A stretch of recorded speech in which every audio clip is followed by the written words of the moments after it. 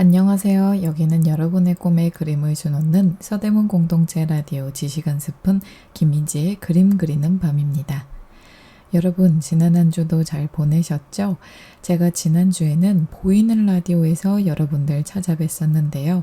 아직 보이는 라디오 영상이 업로드되지 않았지만요. 업로드가 조만간 될 예정이니까 많은 관심 부탁드리겠습니다. 자, 연이은 폭염이 계속 이어지고 있죠. 8월 되고 조금 시원해지는 건가? 7월보다는 했는데 역시나 8월은 8월답게 또 엄청 더운 것 같습니다. 33도, 34도 이렇게 계속 이어지고 있는데요. 그래도 7월 말에 막 38도, 39도까지 올라갈 때보다는 그래도 조금 낫다 싶지만은 12시부터 5시까지는 야외에 정말 서 있기가 힘들더라고요. 점심 먹으러 이동할 때 정말 팔다리가 너무 뜨거워서 이렇게 바싹 익는 소리가 들릴 정도입니다. 이럴 때 여러분, 가장 중요한 게 뭔지 몇 번 말씀드렸죠? 얇은 겉옷, 아주 통풍이 잘 되는 그런 메쉬 재질이나 스포츠 재질의 옷을 들고 다니시면서 팔, 다리를 자외선으로부터 보호하는 것도 도움이 되겠고요. 또 요즘에는 남녀 모두 할 것 없이 양산 많이 쓰시더라고요. 양산도 추천드립니다. 그리고 가장 중요한 건 수분 보충입니다. 우리가 이렇게 너무 메마른 햇빛을 받고 있으면 어지럽고 쓰러질 위험이 굉장히 높아지거든요. 이럴 때 수분 섭취가 굉장히 중요합니다.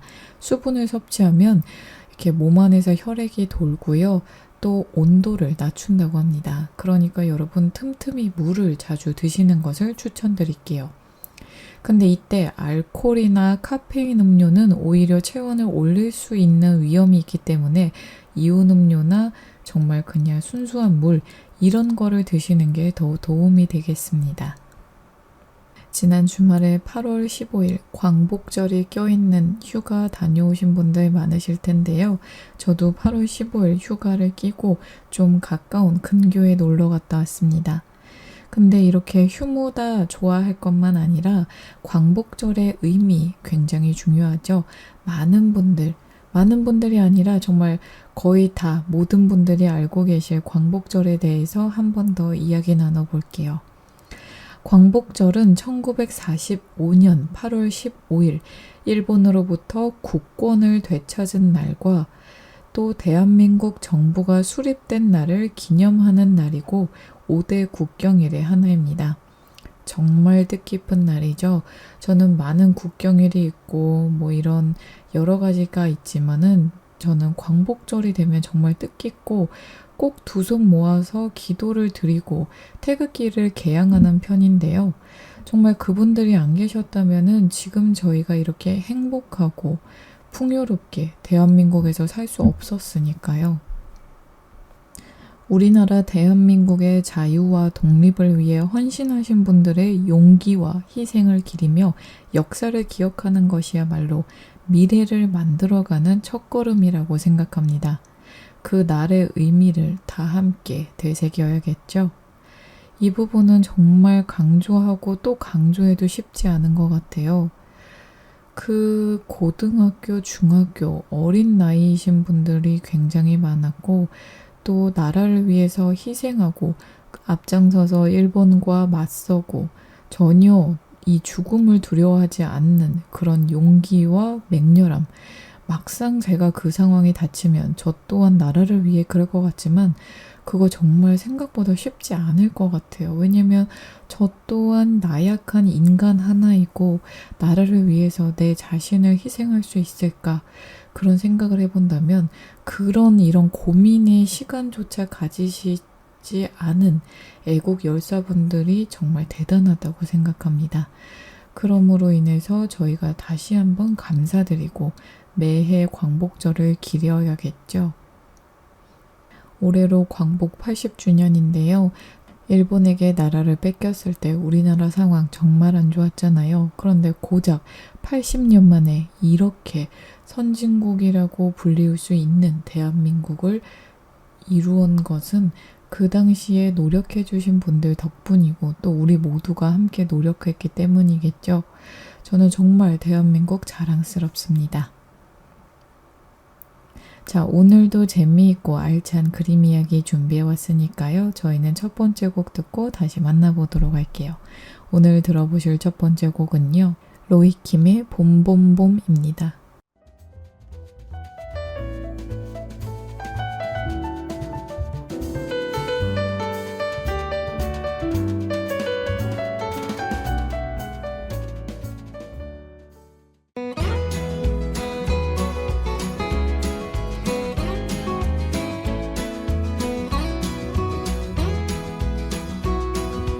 봄봄봄봄이 왔네요. 우리가 처음 만났던 그때 향기 그대로, 그때가 앉아 있었던 그 벤치 옆에 나무도 아직도 남아있네요.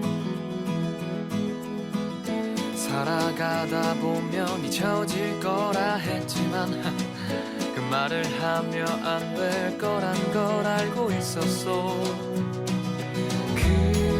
그대여 너를 처음 본 순간 나는 바로 알았지. 그대여 나와 함께 해줘 이 봄이 가기 전에.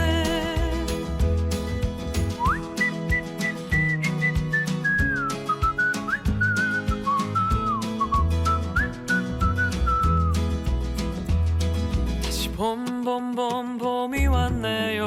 그대 없었던 내 가슴 시렸던 겨울을 지나 또 벚꽃잎이 피어나듯이 다시 이 벤치에 앉아 추억을 그려보네요. 사랑하다 보면 무뎌질 때도 있지만 그 시간마저 사랑이란 걸 이제 알았어. 그대여 너를 처음 본 순간 나는 바로 알았지. 그대여 나와 함께 해줘 이 봄이 가기 전에. 우리 그만 참아요. 이제 더 이상은 망설이지 마요. 아팠던 날들은 이제 뒤로 하고 말할 거예요.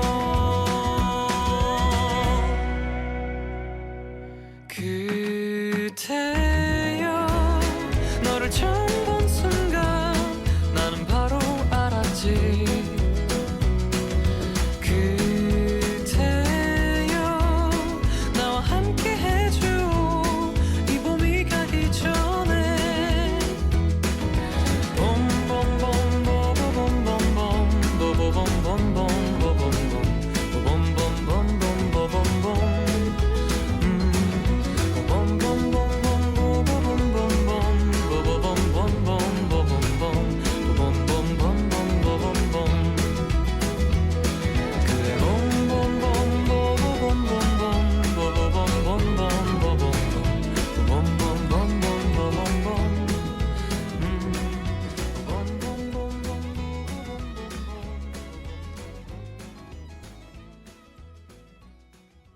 여기는 여러분의 꿈에 그림을 수놓는 서대문 공동체 라디오 지시간 스푼 김민지의 그림 그리는 밤입니다. 방금 들어보신 첫 번째 곡은요. 로이킴의 봄봄봄이었습니다. 자, 오늘 제가 준비한 그림 이야기의 주인공은 과연 누구일까요? 제가 힌트를 몇 가지 드려볼게요. 프랑스 로코코 미술의 마지막 대가입니다. 그는 가장 로코코적인 화가로 여겨졌고요. 그의 화폭에는 혁명으로 몰락하기 직전 프랑스 귀족 사회의 문화와 취향, 감성이 생생하게 담겨 있습니다. 작품을 보면요, 정말 실크나 비단결이 그대로 느껴지는 그런 로코코적인 작품들입니다. 자, 오늘 그림 이야기의 주인공은요, 바로 프라고나르입니다. 자, 이제 프라고나르의 생애부터 쭉 알아보는 시간 가져보도록 할게요. 장 오노레 프라고나르는요, 아까 말씀드린 대로 로코코 미술의 마지막 대가였습니다. 대혁명의 미술 양식이 될 신고전주의가 프랑스 화단에서 힘을 얻어가던 시기인 1760년대에 본격적인 활동을 시작했으나 가장 로코코적인 화가로 여겨지고 있는 그의 화폭에는 아까 말씀드린 혁명으로 몰락하기 직전에 프랑스 귀족 사회의 문화와 취향, 감성이 생생하게 담겨 있습니다. 이 시기에 출간되어 선풍적인 인기를 끈 쇼데렐로 드 라클로의 소설 위험한 관계가 잘 보여주듯이 그의 시대는 귀족의 시대, 여성의 시대이자 특수하게 양식화된 연예인, 갈랑트리의 시대였다고 합니다.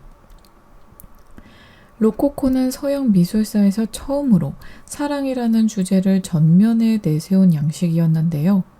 프라고나르는 장르 갈랑트라고 불린 특유의 연애 풍속화를 통해서 우아하고 즐거운 놀이로서의 사랑이라는 새로운 세계를 주저없이 대담하게 또 신화의 외피를 씌우지 않고 직접적으로 보여주었습니다. 로코코 미술 안에서도 이렇게 사랑이라는 장르를 만든 화가인데요. 이 작품들이 어떤 걸지 벌써 기대가 되는데요. 섬세하게 빛나는 색채와 빠르고 가벼운 붓자국이 함께 유동하는 그의 화폭 안에서는 배우 같은 인물들이 무대 같은 자연과 실내를 배경으로 연극 같은 인생을 그 짧고 아름답고 덧없는 순간을 즐기고 있음이 포착되고 있습니다. 프라고나르의 인생에 대해서는 정확하게 알려진 사실이 많지 않은데요. 그는 국가나 교회 등 공적인 기관을 위한 작업을 거의 하지 않은 데다가 작품의 완성한 연도를 적은 경우가 드물어 작품의 진위와 제작 시기 등 기본적인 정보조차 논란의 여지가 많다고 합니다. 그는 기독교, 신화, 목가, 초상, 실내 전경, 풍경, 동물, 세계 사파 등 다양한 주제를 엄청나게 많은 수의 회화, 드로잉, 판화 등의 매체로 다루었는데 그 양식과 기법의 변화 폭이 매우 넓은 화가입니다. 연구를 어렵게 하는 것은 그의 화풍이 여느 화가들처럼 일관된 방향으로 변화하지 않았다는 사실인데요. 그는 자타가 인정하는 발군의 테크닉으로 프랑스, 이탈리아, 네덜란드 등에서 활약한 수많은 선배 화가들 양식을 폭넓게 소화하고 변형하면서 그 어디에도 매이지 않는 자유로움으로 만화경과도 같이 다채롭게 변화하는 작품 세계를 이루어냈습니다. 프라고나르는 1732년에 프랑스 남부의 그라스에서 태어났습니다.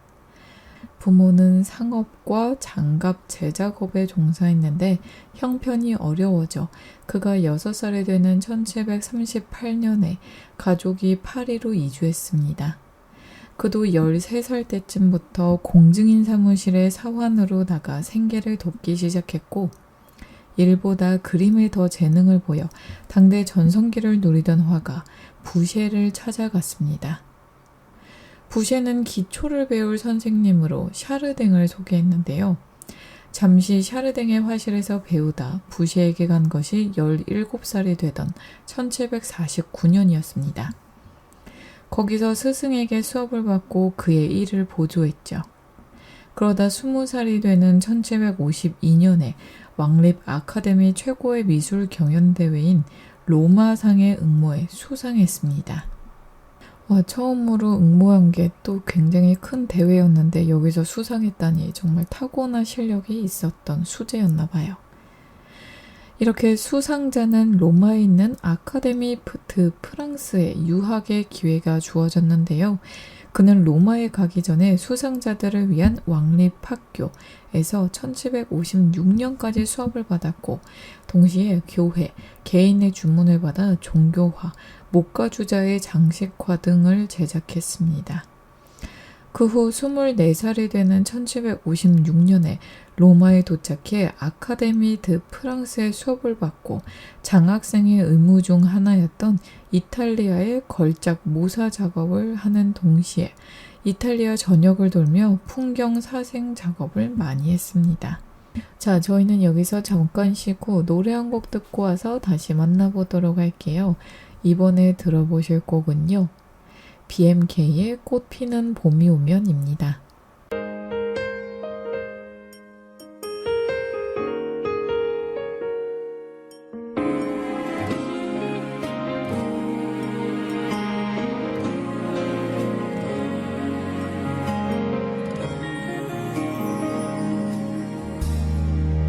네가 떠난 그 후로 내 눈물은 올 수 없나 봐. 어렵고 싶어도 다시 흐른 눈물 때문에 널 잃은 내 슬픔에 세상이 얼어도 날 잊어 미움이 날 핥혀도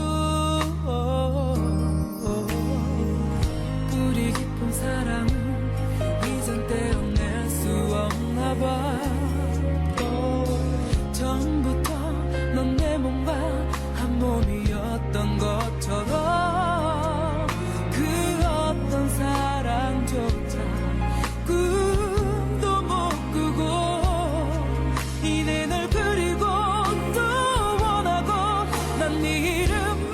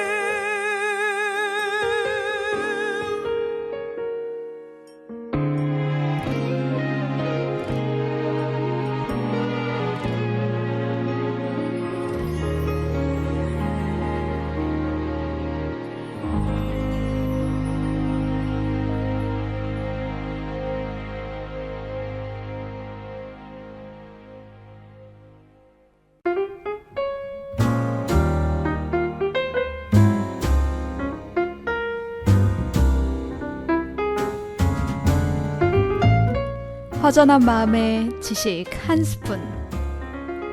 그림과 책, 인문학과 인도 이야기, 그리고 마음 나누는 대화법까지 지식 한 스푼의 풍성한 주제로 오늘도 지식 충전하세요.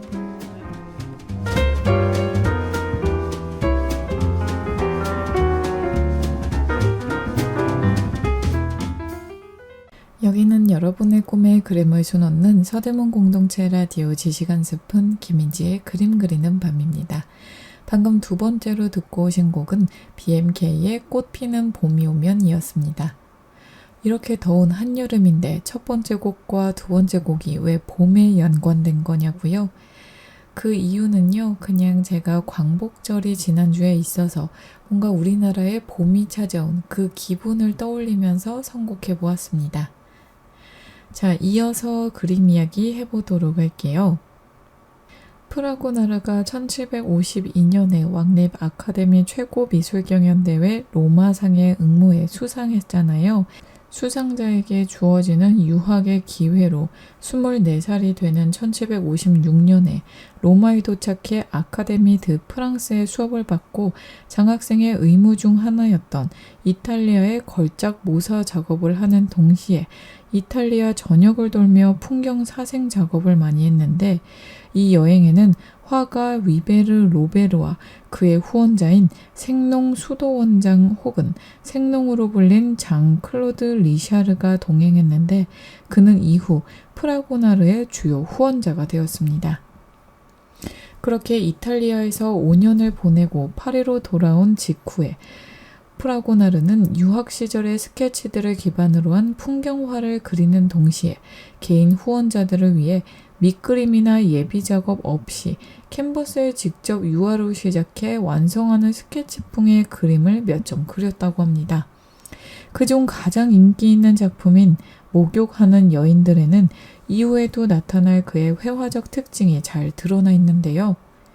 그림의 주제는 시내의 나무 그늘에서 과일을 따거나 주우며 물놀이를 하는 소녀들입니다.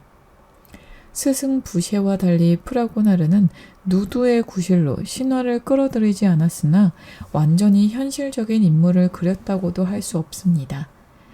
그의 인물을 보면요. 이 그림 속 소녀들처럼 중력의 영향을 받지 않는 듯 그림 속 공간을 자유롭게 떠다닙니다. 프라고나르는 이들을 둘러싼 나무와 풀들을 합리적 공간 안에 배치하는 것에도 관심이 없었습니다. 나뭇잎과 구름을 통과해 들어온 부드러운 황금색 햇빛이 고르게 퍼진 화면에서 인체와 식물, 구름 등을 모두 하나의 유기차게 된 듯 살아 움직이면서 루벤스를 연상시키는 낙천적이고도 에로틱한 에너지를 발산하고 있는 듯이 보입니다. 로마 유학의 성과를 보여주고 왕립 아카데미 회원 자격을 얻기 위해 프라고나르는 1765년 살롱에 심혈을 기울인 대작, 역사화인 코레수스와 칼리 로에를 출품했습니다. 흔치 않은 이 주제는 파우사니아스의 작품 그리스 안내에서 온 것입니다. 칼리 로에라는 여인에 대한 사랑을 무시당한 시인 코레수스가 바쿠스 신에게 보복을 부탁하자 신은 마을 전체에 광기를 불러왔고 이에 대한 해결책은 칼리 로에의 목숨이었습니다. 그러나 그녀가 제물로 바쳐지려는 순간 코레수스가 나서 대신 죽음을 맞았죠. 프라고나르가 묘사한 것이 바로 이 마지막 순간인데요. 화면 중앙에 혼절한 칼리 로에와 등을 맞대고 선 시인이 자신의 가슴을 칼로 찌르는 모습이 보입니다. 그림은 연극의 대단원을 보는 것 같은데요. 주인공의 절망적인 사랑의 감정은 그의 자세와 표정에서 극적으로 과정되어 있습니다. 두 기둥 사이 붉은 천이 깔린 재단은 이 격정의 멜로드라마가 펼쳐지는 연극 무대처럼 보이고 피어오르는 청회색 연기에 감싸여 거의 단색조를 띤 인물들에 비추어지는 조명은 이 바로크적인 스펙타클을 장려하게 만드는 효과를 내고 있습니다. 살롱에 전시된 이 작품은 구성력, 인물의 표현력, 색채 구사 능력 등에서 찬사를 받았고요. 프라고나르는 프랑스 역사화의 운명을 재건할 인물로 추앙되었습니다. 작품은 마리니 후자기 루이 15세를 위해 구입했다고 합니다. 자, 저희는 여기서 잠깐 쉬고 노래 한 곡 듣고 다시 만나보도록 할게요. 이번에 들어보실 곡은요, 박효신의 야생화입니다.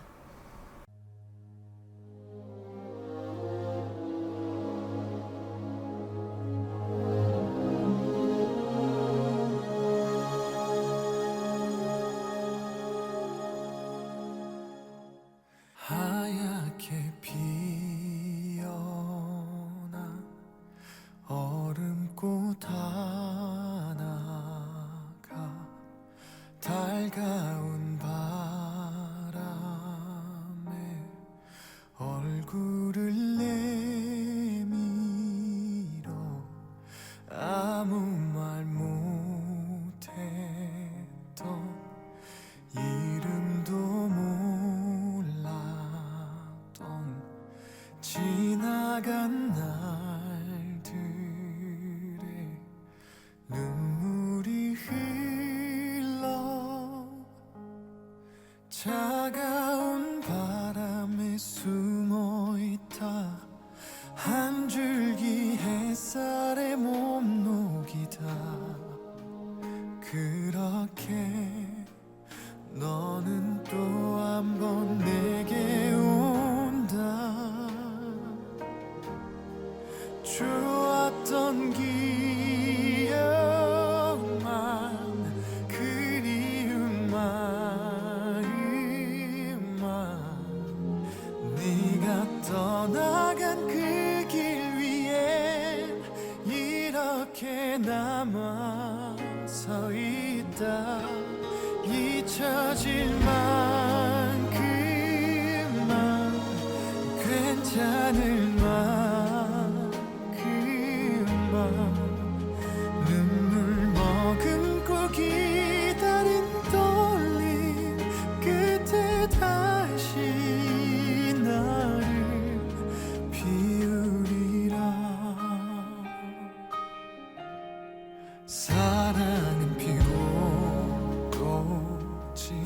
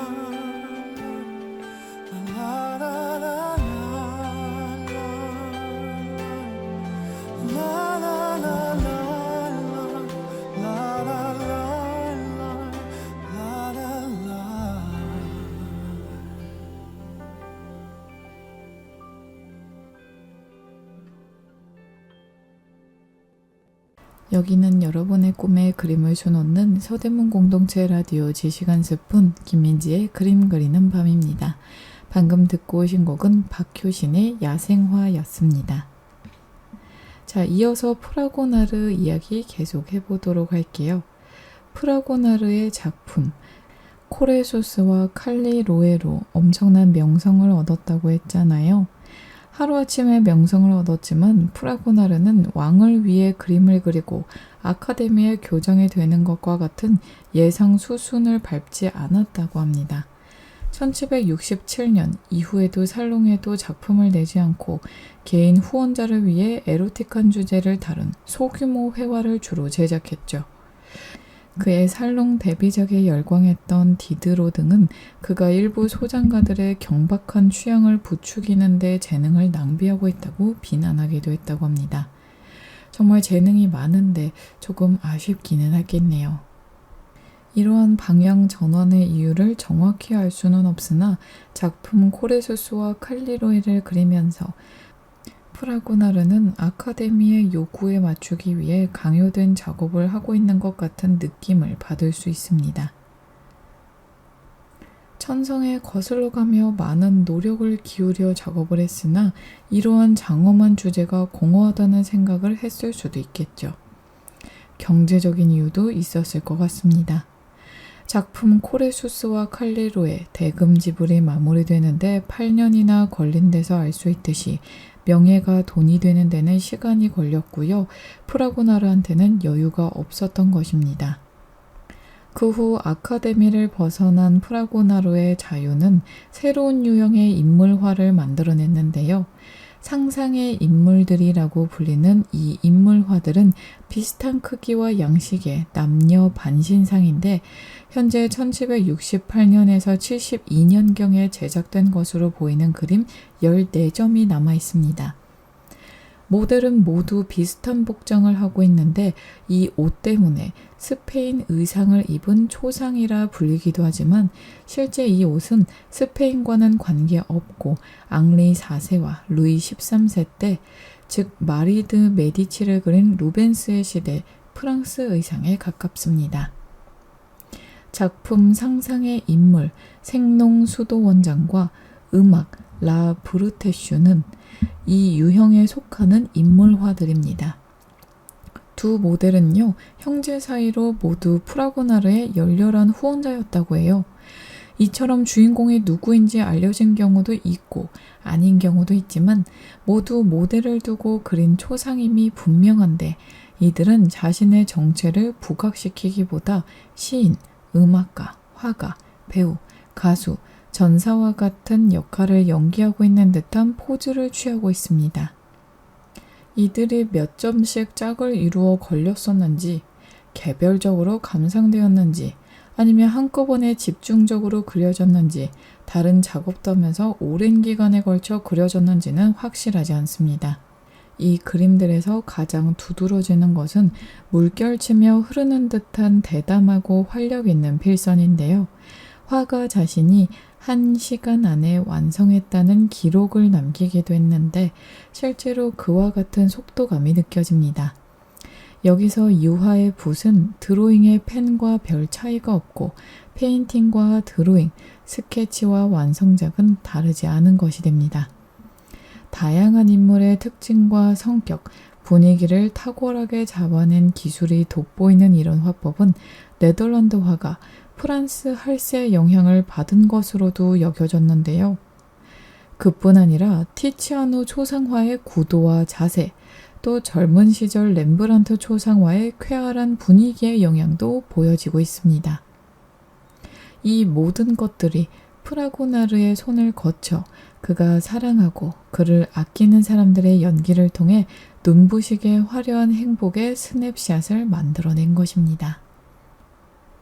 프라고나르의 대표작이자 18세기 후반 프랑스 귀족 문화를 가장 잘 보여주고 있는 작품은 1771년에서 2년 사이에 제작된 4점의 사랑의 단계라는 연작품입니다. 1769년에 루이 15세의 후궁이 되어 루부시엔 성을 하사받은 뒤 바리 부인이 성의 정원의 연회를 위한 건물인 파빌리온을 신축하면서 그중 한 방을 장식하기 위해 주문했기 때문에 루브시엔 패널이라고도 불리웁니다. 연작은 구애, 밀회, 화관 쓰는 연인, 연애 편지로 구성되어 있습니다. 흩어지고 파괴된 그의 많은 작품들과 달리 이 네 작품과 후에 추가한 작품들까지 연작 모두가 온전하게 뉴욕의 프리 컬렉션에 모여 있습니다. 이 연작 중의 하나인 작품 밀회는 울타리가 쳐진 정원에서 비밀스런 만남을 가지려 하는 남녀가 등장하고 있습니다. 이 그림 이야기는 저희 노래 한 곡 듣고 와서 다시 나눠보도록 할게요. 이번에 들어보실 곡은요. 아담 리빈의 로스트 스타입니다.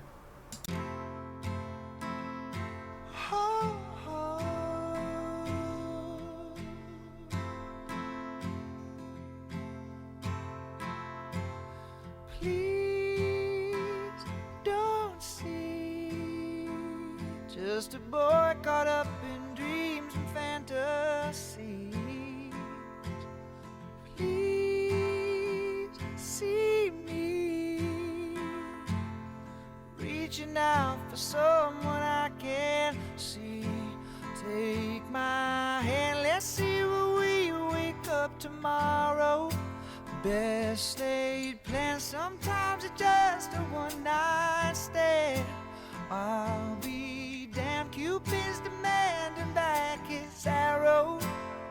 So let's get drunk on our Tuesday. God, tell us the reason, get this wasted on the young.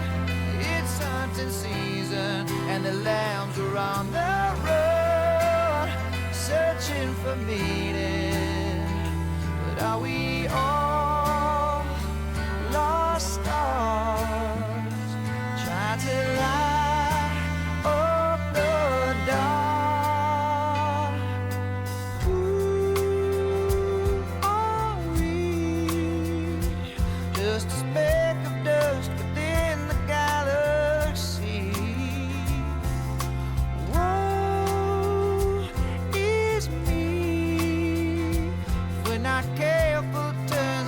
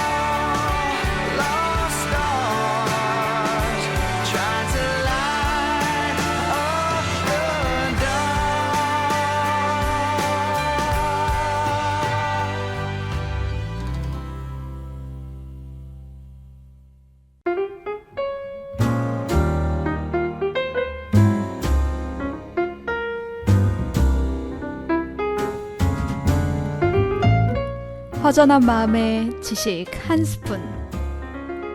그림과 책, 인문학과 인도 이야기, 그리고 마음 나누는 대화법까지. 지식 한 스푼의 풍성한 주제로 오늘도 지식 충전하세요.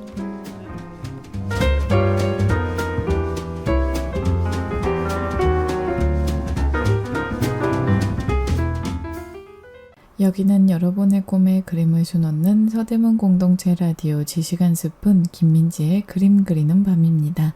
방금 듣고 오신 곡은 아담 리빈의 로스트 스타였습니다.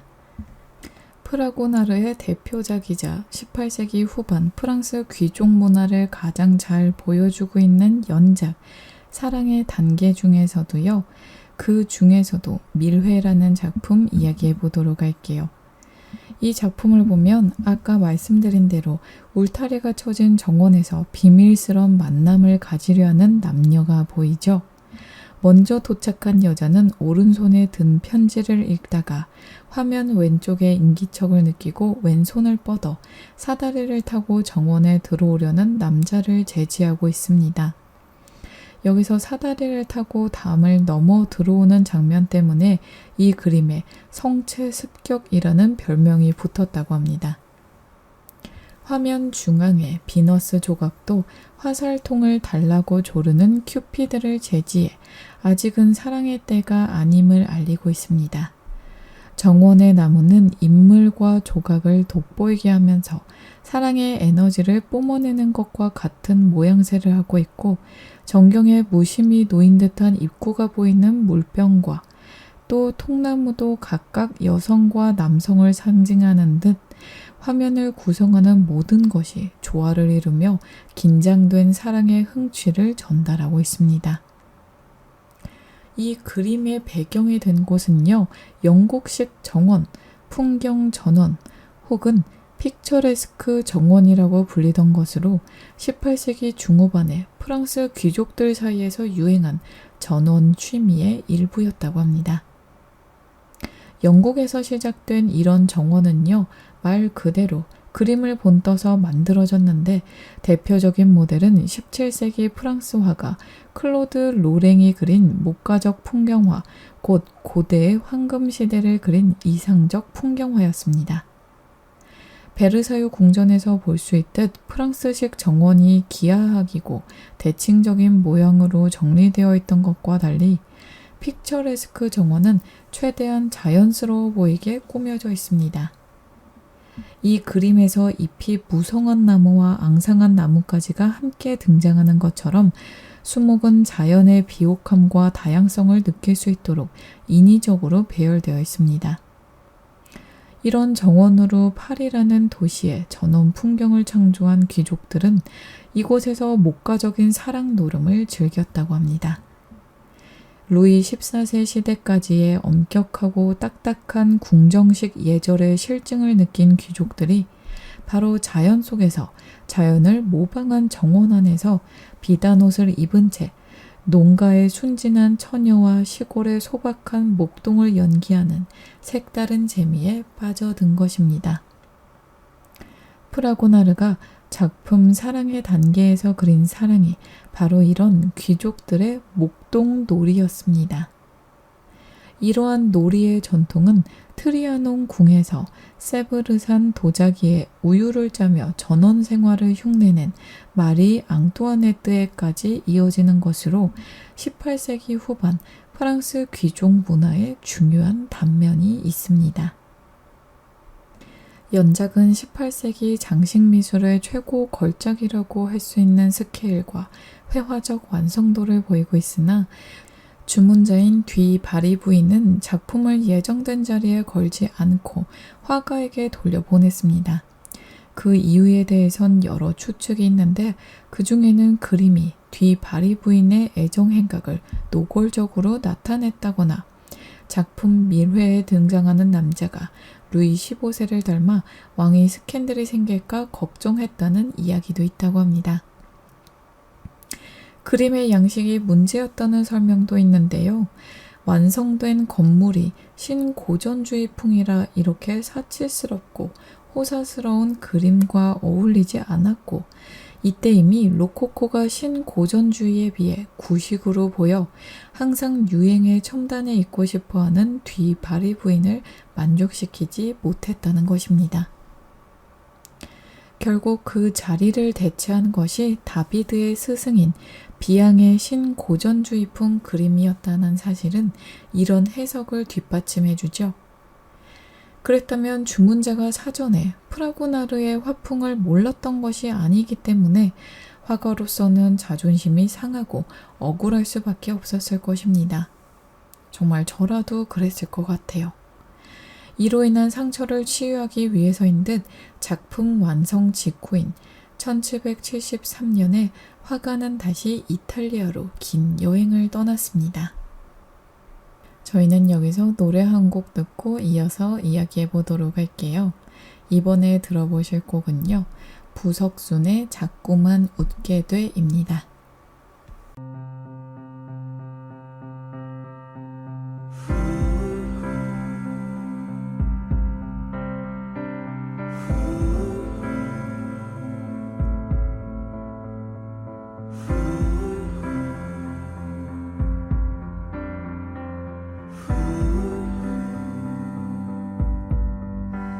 두근대는 맘을 따라 너에게 가는 나의 발걸음은 마치 구름 위를 나르는 듯해 꿈속에 언젠가처럼 Only if you're waiting for me Then I could walk through the fire for you When you say my name, the whole world stops. I'm amazed at the way you see me. 왜인지는 모르겠지만 자꾸만 웃게 돼. 너의 마법에 걸린 것 같아. 나는 Wherever you go, whatever you do, 널 알아볼 수 있을 것 같아. 멈추지 않는 내 심장이 죽을 것 같이 뛰고 있어. I say you stepped into my heart, softer than summer night, became my everything. There's no way without you now. 종일 네 목소리를 듣고 너무 행복해 눈물도 짓고 온통 네 생각에 가득한 수많은 밤들을 지새우고 네 You're my treasure and my soul You're the reasons of my smiles 눈 속에 핀 웃음들은 어린 날에 본 소설 속의 이야기들보다 더 그대 날 들뜨게 하네 Wherever you go, whatever you do 널 알아볼 수 있을 것 같아 멈추지 않는 내 심장이 죽을 것 같이 뛰고 있어 I say you stepped into my heart softer than summer night became my everything and now I know you're a piece of my heart you take my hands take my whole life do you see the flowers in my eyes I'll tell you now I know there's no way without you now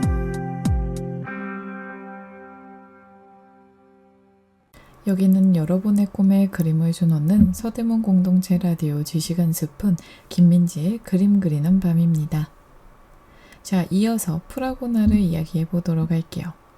활동 초기에 그라스 대성당 제던화를 그린 것을 제외하고 프라고나르가 교회나 종교기관의 주문을 받아 그린 종교화는 없었는데요.